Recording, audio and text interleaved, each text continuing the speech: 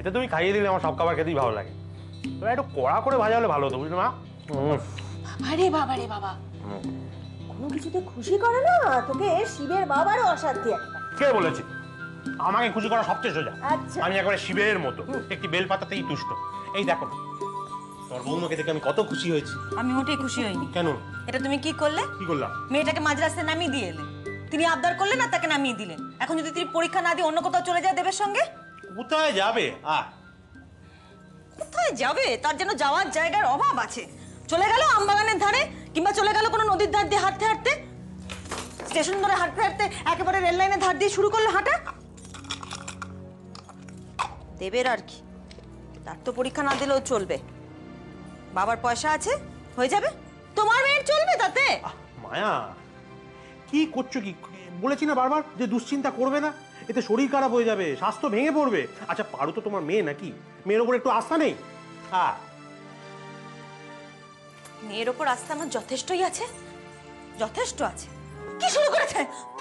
কদিন ধরে কি শুরু হচ্ছে? গ্রামের খালি যাত্রা যাত্রা যাত্রা। সূর্যমুখী একেবারে কানের পোকা নুয়ে গেল আমার।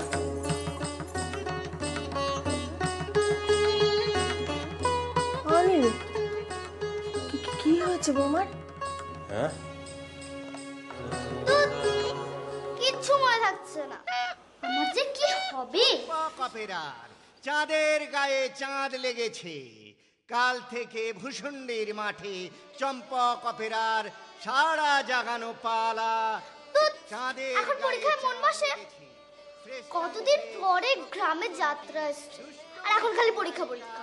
সূর্যমুখী চম্পক অপেরার চাঁদের মনটাকে একটু শক্ত করে নে, তারপরে মেলায় গিয়ে জমিয়ে মজা করবো। সবার তো আর তোর মতো দেবদাদা নেই, মেলায় নিয়ে যাবে, রঙের চুড়ি কিনে দেবে। কেমন আছো মা? আর আছি। তুই কেমন আছিস বাবা? কোথায় থাকিস, কোথায় ঘুরে ঘুরে বেড়াস বলতো?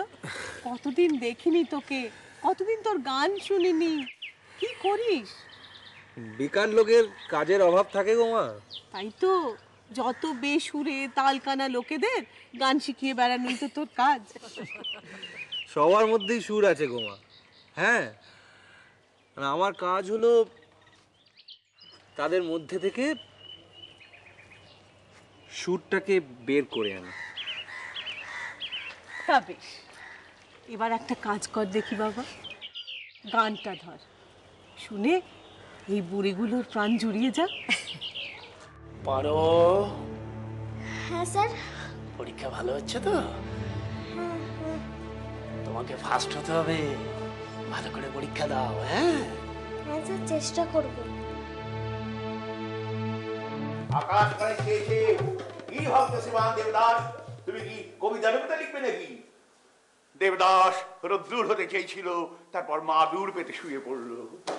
আকাশ পানে না স্যার, তাহলে আপনার খেজুর গাছের দিকে, ওখানে হাড়িতে মিষ্টি রস টপ টপ করে পড়ছে। শোনো শোনো, আমি তোমাকে সাবধান করে দিচ্ছি, আমার খেজুর গাছের দিকে একদম বাদ করবার চেষ্টা করবে না, তাহলে না তোমার পিঠে ছাড় আমি তুলো, মানে আমি তোমার পিঠের উপর ধপ টপ করে ধপ ধপ ধপ ধপ আমার ঠাবি বলে না। স্যার বলো পারো। বলছি খুব জল চেষ্টা পেয়েছে, একটু বাইরে গিয়ে ব্যাগ থেকে জল খাবো। যাও, কিন্তু তাড়াতাড়ি চলে আসবে। দেবদাদা দেরি করলি কেন? দে। আমার কিন্তু খুব ভয় করছে। আরে ভয়কে জয় করতে হয় রে বুদ্ধু। উত্তরা বলি, এই প্রশ্নগুলিগুলো দেখে নিয়েছো তো? হ্যাঁ হ্যাঁ, ওইটুকু মেমোরি আমার আছে। সন্ধ্যেবেলা টুসু মেলায় আমি আর পারো রানী রসগোল্লা জিলিপি, তারপর যাত্রার ব্যাপার ব্যাপার ব্যাপার ব্যাপার ব্যাপার ব্যাপার ব্যাপার ব্যাপার ব্যাপার ব্যাপার ব্যাপার ব্যাপার ব্যাপার ব্যাপার। চল, মুখটা বাংলার পাঁচের মতো করে রেখেছিস, চল তারপরে তো ব্যাপার।